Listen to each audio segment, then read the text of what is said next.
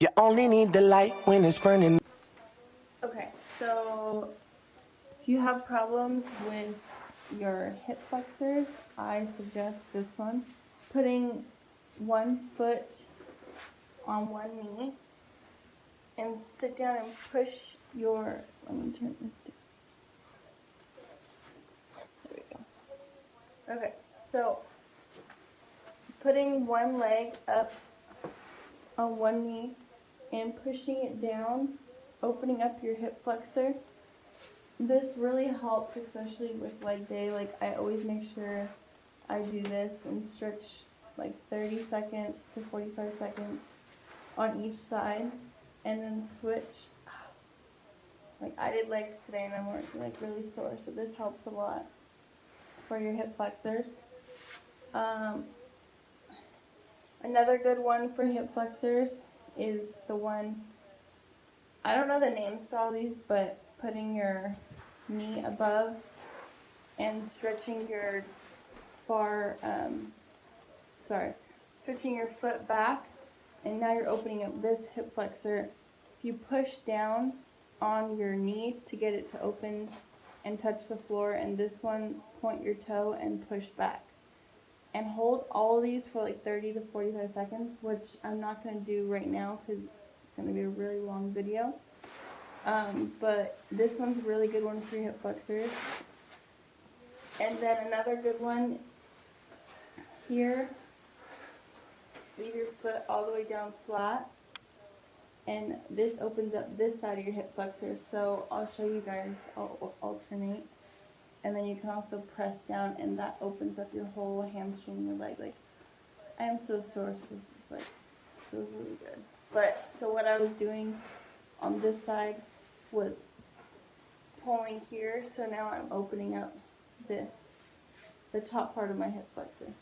So then you push down. So you want to make sure that you do all angles. You want to make sure you do all sides of your hips so you don't injure yourself. The other really good one is this one that a lot of people have trouble with, but keep your feet close in together so your toes, try and get them to touch, and the goal is to get your knees all the way down to the floor. So pushing your knees like this each week will increase, and then soon you'll be able to like go all the way down.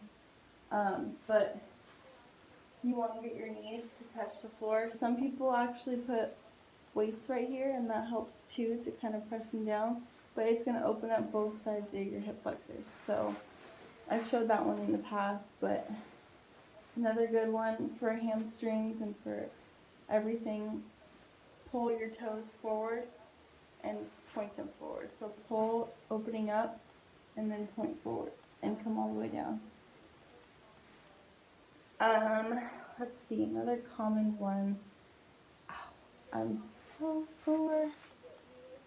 Another common one to get you to be able to do the splits would be the one I was doing earlier. So here, stretching and coming down and slowly opening up your hips to be able to go all the way forward. And then I suggest facing the opposite way here and bringing one arm over and stretching as far as you can.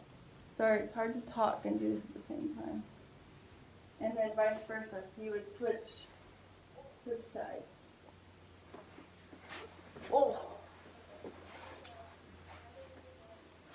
Okay, so another really good one for hip flexors is sitting up in a position like this and letting your knees come all the way out so you can really open up. So once you put, my hip just popped. Once you put both hips out, then you want to sit like a frog and push your butt back and your hips forward. So now this is, I forget what they call this one in the yoga, but this one's a really, really, really good one. And you just hold all for like 30 to 45 seconds. Okay.